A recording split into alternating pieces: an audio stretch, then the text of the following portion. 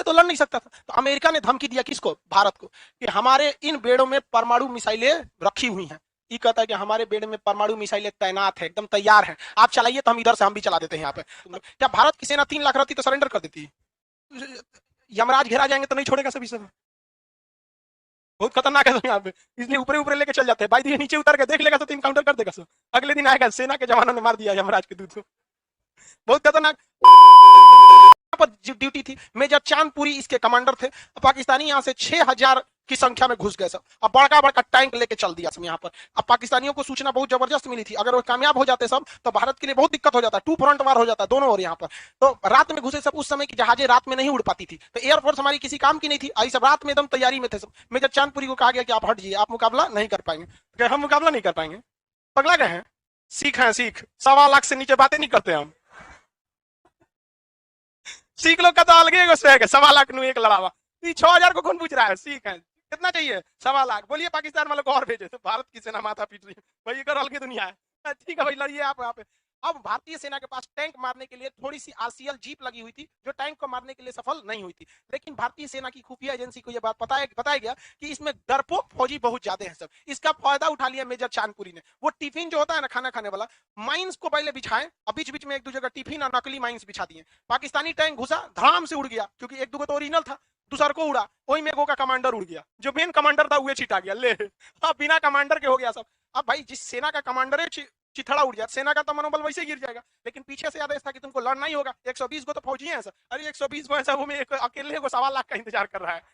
अब ये लोग ने टैंक के इनके इतनी दहशत हो गई कि ये पैर नहीं आगे बढ़ा रहा था सब, रात भर इंजीनियरों की पूरी बटालियन बुलाया सब, और टैंक माइंस निकलवाया सब रात भर, कि भाई माइंस निकाल, बहुते माइंस बिछाया है। सुबेरे जब भोर हुआ तो छोट मोट गोलियां भी चलती थी सब यहाँ पर, तो माइंस से इन लोगों के अंदर बहुत ज्यादा डर भर गया था, तो आधा टाइम तो माइंस में चला गया। भोर जब हुआ तो देखे सब किसी तो नकली माइंस लगी ले यहाँ पे, हम लोग तो इसी में फंस गए, हमला करो यहाँ पर। तो हमला करने के लिए वो पहले से बैठा था सब तैयार, एकदम एकदम पहली किरण के साथ बहुत भीषण लड़ाई हुआ। आधा घंटा तक लड़ाई हो रहा था, तब तक कि एयरफोर्स तो रात का ही खत्म होने का इंतजार कर रही थी, ऊपर से पहुंच गई एयरफोर्स, धो के रख दिया यहाँ पर। ससुरे को बचाना ये चाहिए था, इधर इसमें आग लग गया यहाँ पर, ये तो संभाल नहीं रहा था, इधर भी हार गए सब यहाँ पे। तो यहाँ बहुत बुरी इन लोग की हार हुई थी यहाँ पे, लेकिन भारतीय फौजी सब देखिए कितनी, आपको बता इन लोग की सब, जो कमांडर मारा गया था ना उसकी पत्नी आई थी सफेद झंडा लेके कि हमारे पति का लाश दे दो, दे दिया गया था। क्या पाकिस्तान वाला पूछे कि ये लाश मांगने अगर तालिबान से जाते तो महिला का क्या हाल करता सर, उन्हीं को लाश बना के भेज देता। लेकिन हम लोग में दुश्मनी में भी इंसानियत रहती है, ले जो लाश करेंगे कौन चीज यहाँ पे। अब बाकी के जो वहां के ऑन फौजी थे उन लोगों ने अपने फौजियों की लाश लेने से भी इनकार कर दिया, उनको लगा था कि लाश उठाने जाएंगे तो भारतीय सेना मारेगी। अरे हम लोग तो वहां खड़े थे कि फिर मत आए, जैसा तू डर रहा था कि मार देगा सब यहाँ पे। अब भारतीय सेना कर ले जाओ यहाँ पे, हम क्या करेंगे, नहीं आ रहा था ना, चाचा हुए रहेंगे हम, तो रोज चाचा हुआ रहेंगे हम।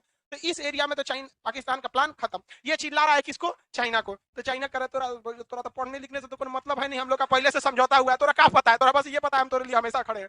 भाई हम तुम्हारे लिए नहीं खड़े हैं, हमारा रूस से पहले से समझौता है, टांग नहीं लड़ाएंगे, अब हम बस तनी मनी हल्ला कर देंगे कि भारत को ऐसा नहीं करना चाहिए, ये वो दुनिया भर का, तो ये खत्म हो गया। अब इसने अपनी नौसेना को भेजा कि जाओ यहाँ पर बचाने जाओ, नौसेना यहीं मारा गई उसकी। अब इसमें तो उसकी नौसेना भी चली गई। अब इसमें एक रास्ता बच गया था इसके पास, अमेरिका, तो अमेरिका से मदद मांगा कि भैया अमेरिका हमारी मदद करिए, हम एकदम मराने वाले हैं, हमारा एगो राज्य चल जाएगा एकरे चक्कर में। क्या नाम था उसका, शेख मुजीबुर रहमान, क्योंकि शेख मुजीबुर रहमान को लेकर सारी राजनीति की उथापथल हुई थी। अब अमेरिका ने कहा कि देख भाई हम उतना दूर से आएंगे कैसे यहाँ पर, अभी थोड़ा तुम लड़ाई लड़ो। अमेरिका का तो पहले ही अशरफ गनी से कहा था कि थोड़ा लड़ाई लड़िए, अशरफ गनी का क्या लोगे अफगानिस्तान में। अब पाकिस्तान को अमेरिका ने एक सबसे खतरनाक हथियार दिया था, पीएनएस गाजी। क्या नाम था, पीएनएस गाजी।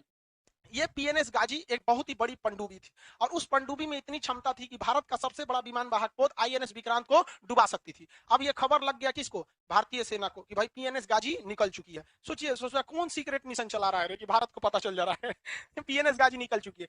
जैसे ये कोची को क्रॉस की इस साइड में, पता चल गया कि बंगाल की खाड़ी में कौन घुस गया, पीएनएस गाजी घुस चुकी है। और पीएनएस गाजी समुद्र के नीचे चलती है, पता ही नहीं चलेगा। अब आप ही बताइए ना, समुद्र के नीचे कहाँ वेल मछली है, आपको पता चलेगा, वैसे ही नीचे नीचे चलती है, पता ही नहीं चलेगा, अंदर अंदर मार के चली जाएंगी। और हम लोग का आईएनएस विक्रांत बहुत बड़ा था, उसके ऊपर जहाजें उतरती थी, वो यहाँ से धो रहा था इन सबको। तो आईएनएस विक्रांत को अंडमान निकोबार भेज दिया गया। कहाँ भेज दिया गया, अंडमान निकोबार में। और हल्ला क्या किया गया विशाखापट्टनम में कि आईएनएस विक्रांत आ रहा है, 1 महीने का राशन चाहिए, सारे दुकान वाले लोग इंतजाम कीजिए, हमको 10,000 अंडा चाहिए, क्योंकि उसमें अंडा खाने के लिए चाहिए, तो 10,000 इतना चाहिए, मीट की संख्या बहुत ज्यादा चाहिए, सब्जी चाहिए, आटा तेल जितना चाहिए, झूठे इतना ऑर्डर चाहिए। कहा गया नौसेना को कि झूठे नहीं, खरीद के रख लो गोदाम में, अगले सीजन में खाया जाएगा, ताकि इतना तो जरूरत है ये रहेगा विक्रांत को, अभी नहीं आ रहा है तुमको।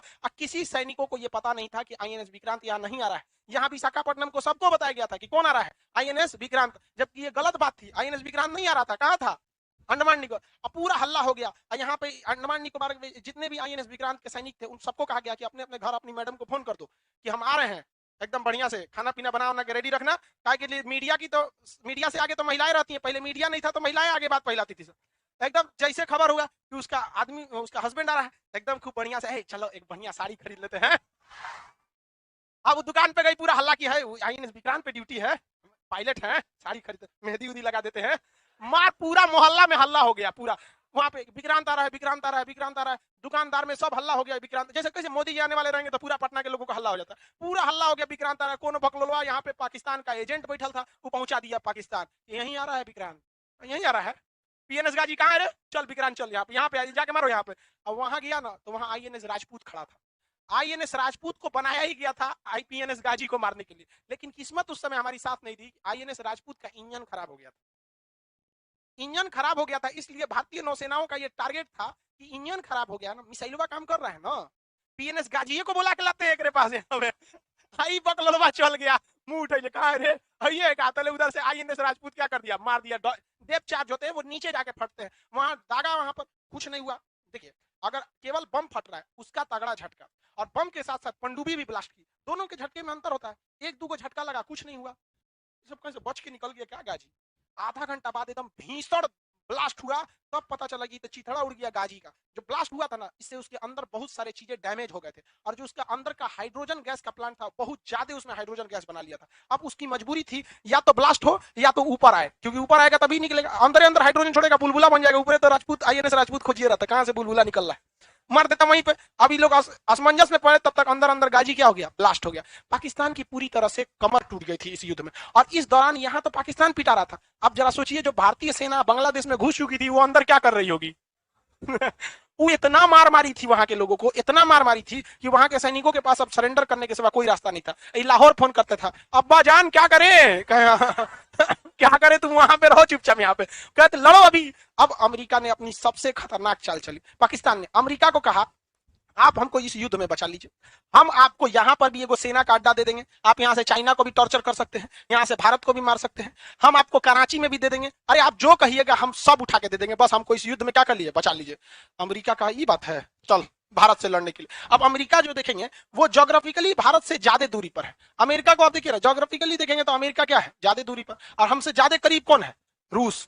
ये है अमेरिका, यूएस, और ये है रसिया, रसिया, और ये हमारा भारत। अब चाइना तो इसमें बीच में कूदना ही नहीं था, इनको, इनके अब्बा पहले आ गए थे, चाइना कूद नहीं सकता था। अब यहां से अमेरिका ने अपना सबसे खतरनाक विमान वाहक पोत भेजा, जिसमें परमाणु बम पहले से लगे हुए थे सब। उसका नाम था सातवां बेड़ा। क्या नाम था, सातवां बेड़ा। सोचिए, इसके पास इतनी जहाजें थी, इतनी विमान वाहक पोत थे कि ये अपने विमान वाहक पोतों जो पोत थे सब, उसका जो नाम रखा था वो सातवां आठवां ऐसे। अब मान के चलिए किसी को 18 गो लड़का रहेंगे तो क्या नाम रखेगा, मझिला, छोटका, पतरका, करीका, यही सब नाम रखेगा। एक दो गो लड़का रहेंगे तब ना सोच समझ के आदमी नाम रखता है। एक के पास, हम लोग के पास एक था ही तो नाम रखे तो विक्रांत, एकदम उसका। इस सातवां बेड़ा चल दिया। अब इंदिरा गांधी के पसीना छूट गया, क्योंकि सातवां बेड़ा आके के बाद युद्ध का माहौल पलट देता। इस पर परमाणु मिसाइलें लगी हुई थी, परमाणु बम से लदा हुआ था। यहाँ पे यहाँ पहुंचा तो इस बीच इंदिरा गांधी को याद आया कि हम तो पहले ही समझौता किससे कर लिए, रूस से। रूस को बोले कि थोड़ा सा समझौता कर लिए, तो कहा हमको पहले से पता, हमारा रेडी है 40वां बेड़ा। यहाँ पे कहीं रेडी है तो कालिए रखे हैं, भेजिए उसको, कहा कोई बात नहीं हम भेज देते। यहाँ पे यहाँ से 40वां बेड़ा आके यहाँ पे लंगर डाल दिया, यहाँ क्या कर दिया, लंगर डाल दिया। यहाँ पे कौन आ गया, 40वां बेड़ा। और यहाँ पीएनएस गाजी डूब चुकी थी, हम लोग का विक्रांत खाली था। रूस ने कहा एक काम करते हैं, हम इसको तो जो महीना कहिएगा एक हम रोक देंगे, एक आगे लगा देंगे हम, आओ तो कितने से जाएगा यहाँ पे, यहाँ लगा। इधर विक्रांत को कहिए जबरदस्त धोए। विक्रांत इतना भयानक बम्बार्डमेंट किया वहां पर कि वहां सेना के रहने की जो बिल्डिंग थी, सारा का सारा बिल्डिंगे ध्वस्त कर दिया। अब सेना तिरपाल डाल के रह रही थी, अब क्या होगा, हमरा आएगा सबकी नहीं कोनो बचाने। और यहाँ से कौन आ गया, सातवां बेड़ा। और इसने ऑटोमेटिक मिसाइलों को तैनात करके रख दिया यहाँ पर, कि कोई इस रेंज में आएगा ना अपने से मार देगा। इसको बता दिया कि ऑटोमेटिक रेडी है, मत आइएगा यहाँ पर, मार देगा यहाँ पर। अभी बेचारा कभी इधर से भागने के लिए कोशिश कर रहा था, इधर टकरा दे रहा है, कभी इधर से कर रहा था, इधर टकरा दे रहा है। अब जाएंगे कैसे, वो थोड़े जानता है कि आप सातवां बेड़ा है, ट्रंप कहे कि बाइडेन के, वो ऑटोमेटिक सिस्टम है, मार देगा आपको तुरंत यहाँ पे। तो ऑटोमेटिक मिसाइलों को क्या कर दिया, तैनात करके वहां पे रख दिया। से तो लड़ नहीं सकता था। तो अमेरिका ने धमकी दिया किसको, भारत को, कि हमारे इन बेड़ों में परमाणु मिसाइलें रखी हुई हैं, ये कहता है कि हमारे बेड़े में परमाणु मिसाइलें तैनात है, एकदम तैयार है, आप चलाइए तो हम इधर से हम भी चला देते हैं यहाँ पे। तो इन दोनों में आपस में तो हो नहीं सकता था, और यहाँ पर विक्रांत ने पूरी तरह से धो दिया। ये हालत ये हो गया कि इन सब के पास खाने पीने का चीज घट गया। 93,000 फौजियों ने भारत के सामने क्या कर दिया, सरेंडर कर दिया।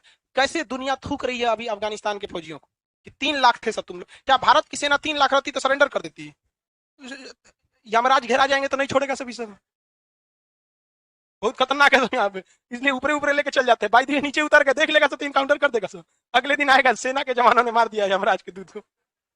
बहुत खतरनाक। तो यहाँ 93,000 फौज ने क्या किया था, सरेंडर किया था यहाँ पर। और भारत पाकिस्तान पूरी तरह से हार गया। यहीं पे हम लोग की एक बहुत बड़ी मिस्टेक हो गई। यहाँ जब 93,000 फौज ने सरेंडर किया तो भारत ने उन लोगों से साइन कराया कि कहिए कि बांग्लादेश आपका नहीं है। तो कहा कि हाँ, आज से बांग्लादेश पाकिस्तान का नहीं है, यह एक स्वतंत्र देश है। दूसरा कि आप शेख मुजीबुर रहमान को छोड़िए। शेख मुजीबुर रहमान को छोड़ा गया। यहाँ के पहले प्रधानमंत्री कौन बने, शेख मुजीबुर रहमान। और इन फौजियों को भारत ने अपने यहाँ रखा और कहा पाकिस्तान से कि अब आप एक और समझौता कीजिए हमसे। 1972 में इनसे एक और समझौता किया, 71-72 की लड़ाई के बाद शिमला समझौता। शिमला समझौता में कहा गया कि आप कहिए कि आप कश्मीर मुद्दे में किसी और को एंट्री नहीं कराएंगे, नहीं तो इस शिमला समझौता का उल्लंघन माना जाएगा और यह हम फिर आपको कश्मीर मुद्दा फिर हम बल प्रयोग क्या करेंगे, सॉल्व करेंगे। तो भारत को यह नहीं कराना चाहिए था। पाकिस्तान क्या शिमला समझौता की बात को मानता है? नहीं मानता है। वो जब न तब यूएनओ में मामला उठा देता है, कभी चाइना से कहता है, कभी अलग अलग देशों से कहता है। जबकि शिमला समझौते में स्पष्ट लिखा गया है कि कश्मीर का मुद्दा जब भी सॉल्व होगा तो कैसे सॉल्व होगा, बायलैटरल सॉल्व होगा। इन पाकिस्तानियों से ज्यादा पढ़े लिखे तालिबानी है सब। तालिबानियों से मीडिया ने पूछा कि आपका कश्मीर के बारे में क्या राय है, तो कहा कि हम पढ़े हैं कि वहां उन दोनों के बीच में एक समझौता हो गया है, शिमला समझौता। वो दोनों समझे से हमको कोई मतलब नहीं। तो देखिए, तालिबान भले वहां के लोगों के लिए गलत है। वो अलग बात है कि जब भारत और पाकिस्तान में किसी एक को चुना रहेगा तो डायरेक्टली वो किसी को नहीं चुनेगा, लेकिन आतंकवादियों को वहां पर पनाह दे देगा। उतना बहुत बड़ा भी खतरा हम लोग के लिए नहीं है। लेकिन हाँ, पाकिस्तान के लिए फायदा जरूर है, हमारे लिए घाटा है उतना नहीं है, लेकिन पाकिस्तान के लिए फायदा।